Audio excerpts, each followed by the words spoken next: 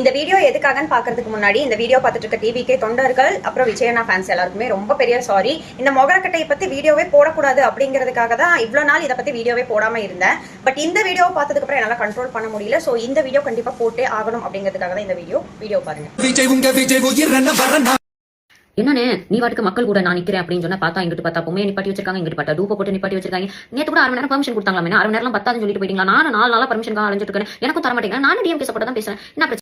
அவங்க எதையோ வச்சு பிரச்சாரம் பண்றாங்க. அட்லீஸ்ட் அவங்களுக்கான ஓட்டு சேகரிப்பு வேலையை பாக்குறாங்க. நீ என்ன பண்ற? இன்னுமே ஓட்டு சேகரிக்காம வந்து வீடியோல காலுகாலும் கத்திட்டு தானே இருக்க. இந்த எலெக்ஷன் இஸ் இமோஷன், மக்களுக்கு ஒன்னா என் கண்ணு கலங்குது அப்படிலாம் சொன்னேன்னு கரூர் விஷயத்துல கூட 2 நாளுக்கு அப்புறம் ஒரு வீடியோ போட்டேன். அதுல கூட சிஎம் சார் நான் வீட்டுல இருப்பேன் இல்ல ஆஃபீஸ்ல இருப்பேன் அப்படிதான் நான் வீடியோ போட்டேன். அங்க கூட உன் கண் கலங்கி நாங்க பாக்கலேன்னு.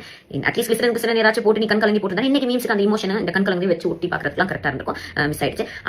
நீங்களே சம்பவம் பண்ணுவீங்களாமா? அந்த சம்பவத்துக்கு வந்து அண்ணனா அழும்பீங்களாமா, பேசும்பீங்களாமா?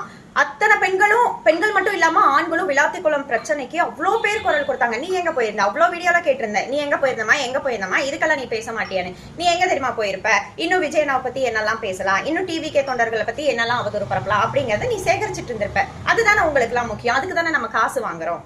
உண்மையா மானரோஷம் உள்ள பெண்ணா இருந்ததுன்னா அதுக்கு முதல்ல நீ குரல் கொடுத்துட்டு அதுக்கப்புறம் தான் மத்த கேள்விகளை நீ கேட்கணும். ஐயா, சாத்தான் குல கேஸ்ல 9 பேருக்கு தூக்கு தண்டனை கொடுத்திருக்காங்க. நியாயமா பார்த்தா 10வது ஆளா உங்களுக்கும் கொடுத்திருக்கணும். ஏன்னா மூச்சு தண்டனை இறந்துட்டாங்க நீங்க சொன்னீங்க. தூத்துக்குடி சம்பவத்துல நியூஸ் பார்த்தா தெரிஞ்சுக்கிட்டேன் சொன்னீங்க.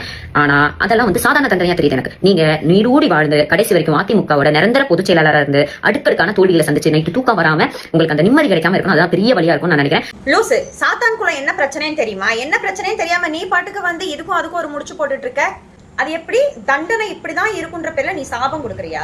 உனக்கான தண்டனை என்னன்னு மக்கள் சார்பா நான் சொல்லட்டா? நீ உயிரோட இருக்கும் போதே மக்களோட கிட்னி எல்லாம் எப்படி திருடினியோ அதே மாதிரி உன் வயித்தை கிழிச்சு உன் கிட்னியை திருடி உன் கையிலேயே கொடுத்து உன் கிளைண்ட் கிட்டேயே விற்க சொல்லணும். அப்புறம் அண்ணனுக்கு வர கூட்டத்தை பார்த்து வயிறெல்லாம் எரியாத. நல்லா ஹெல்தியா இருந்தாதான் கிட்னி நல்ல விலைக்கு போகுமா?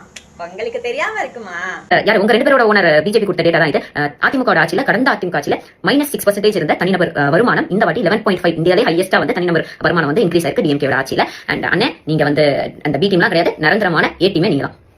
என்னமோ மேத்தமெட்டிக்ஸ், சயின்ஸ், சமூக அறிவியல் அப்படின்னு நிறைய பேசுறீங்களே, உங்க ஐயாவோட சொத்து மதிப்பை கணக்கிட்டதுக்கு அப்புறம் கூடவா இன்னும் மேத்தமெட்டிக்ஸ் பத்தி பேசிட்டு இருக்கீங்க? ஒரு கை பாத்துடலாம், சத்தியமா சொல்றேன்.